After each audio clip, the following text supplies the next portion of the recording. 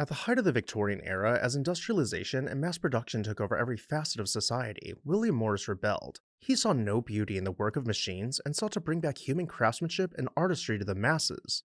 From the interiors of his communal mansions, he birthed the arts and crafts movement to combat the idea that artists could be replaced by machines. Hi everyone, Ken here. Hit that subscribe button and let's explore this house. In 1834, William Morris was born into comfortable wealth. His father was a successful city financier whose passing in 1848 left the family financially secure.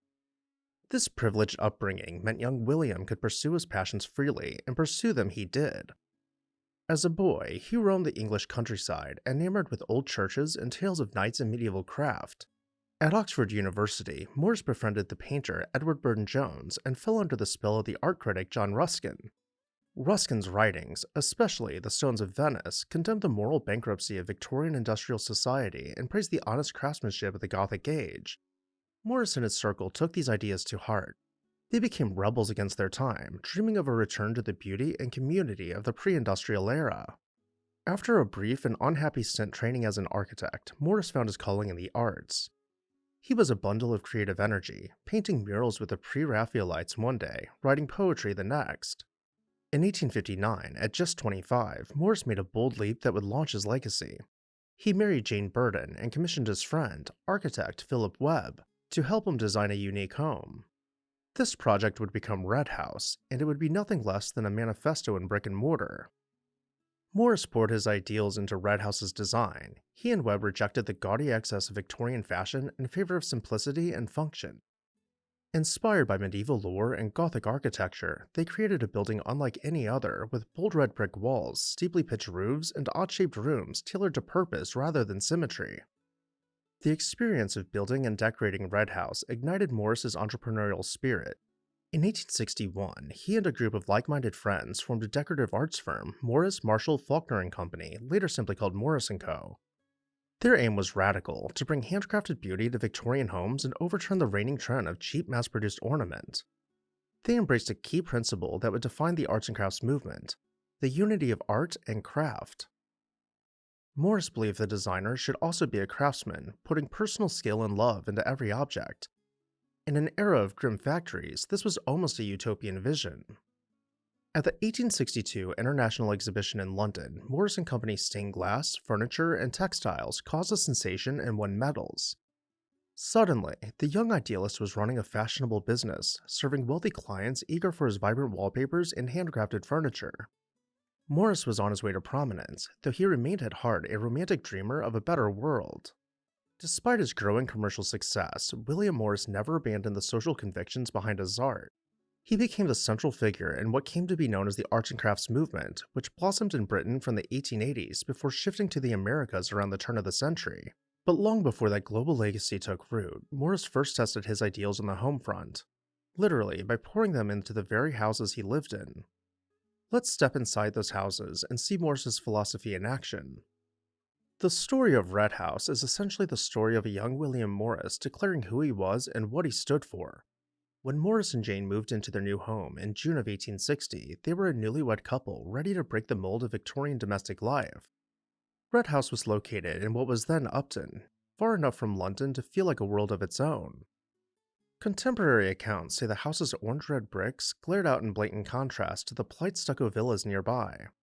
Morris chose red consciously. It was the red of roses, of robin's breast, of the Crusader surcoat, a bold, natural, and symbolic color that thumbed its nose at drab convention. Stepping inside, one would immediately see how arts and crafts ideals animated Red House.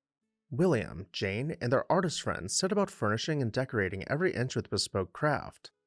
They despised the factory-made furniture available in shops, so Morris had Webb design sturdy Gothic-inspired pieces, oak cabinets, settle benches, and tables with simple carved details. The walls they adorned with hand-mixed paints and medieval-themed murals. Every fireplace, window, and piece of furniture was treated as an art object.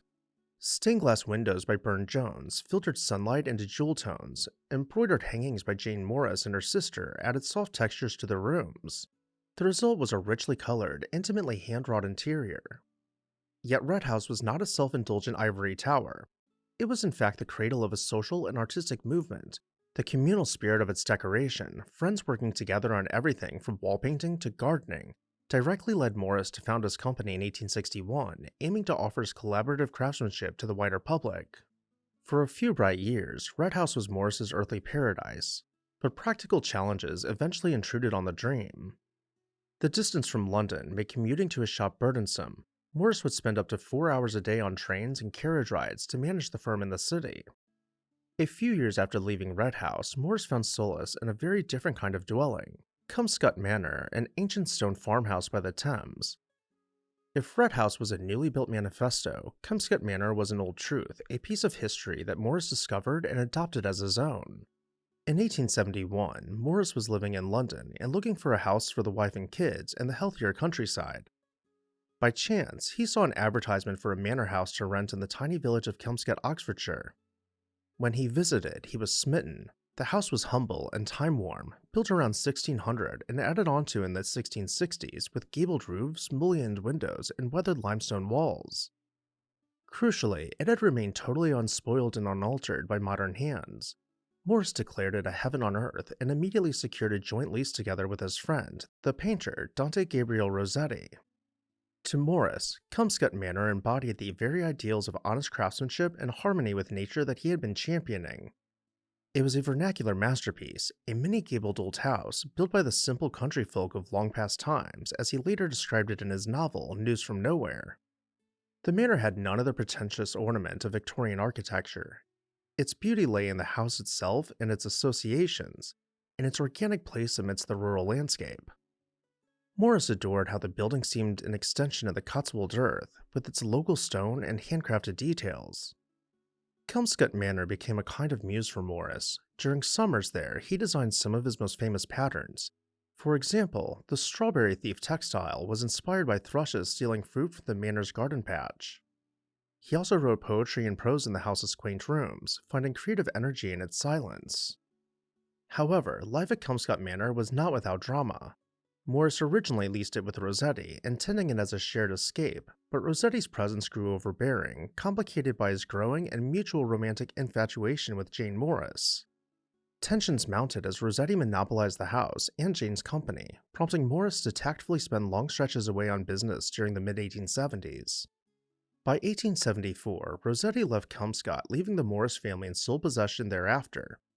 Architecturally, Morris did very little to alter Kelmscott Manor, and that was the point.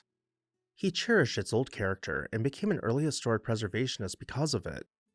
In 1877, Morris founded the Society for the Protection of Ancient Buildings, famously crusading against overzealous restoration of medieval buildings. He wanted ancient structures like Kelmscott to be preserved, unrestored, maintaining the integrity of their age.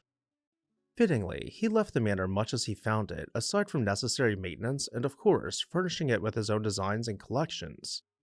By the late 1870s, William Morris had become an established name, not just in design circles, but also in political ones. As his reputation and responsibilities grew, he found himself needing a base in London that could accommodate both family life and his expanding creative enterprises. In 1878, Morris moved into a tall Georgian mansion in Hammersmith on the bank of the Thames. Ever sentimental, he promptly renamed the house Kelmscott House after his beloved country manor, creating a symbolic link between his rural sanctuary and his urban residence. This Hammersmith home would be Morris's final address and the stage for some of his most significant later life activities, including the founding of the Kelmscott Press and his leadership in the socialist movement.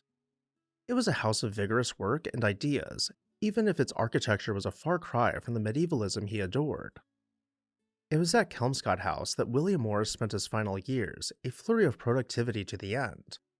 Between 1891 and 1896, the Kelmscott Press, operating from his study, produced 52 titles, beautiful books printed on handmade paper with Morris's own typefaces and exquisite woodcut illustrations, the 1896 Kelmscott Chaussure being the most famous.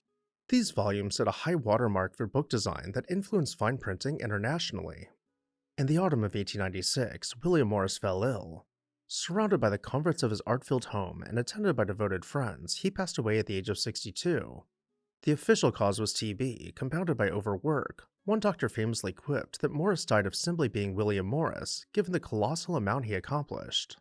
The three houses that played such a role in William Morris's life each went on to have histories of their own in the new century. Today, they stand as tangible connections to Morris and the arts and crafts era, each preserved. Morris's handcrafted world may still be distant, but in the warm bricks of an arts and crafts house, in the harmonious patterns of a wallpaper, or in the preservation of a lovely old building, his hopeful influence endures, inviting us all to share in the beauty he championed so fervently. And with that, I'll turn it over to you. Which of his three houses was your favorite? Let me know down below in the comments section. My goal for this year is to reach 1 million subscribers, so if you are among the 1 to 2 million monthly viewers of this channel who are not subscribed, go ahead and hit the subscribe button so we can reach this goal together. As always, thank you all for watching, and I'll see you next time on This House.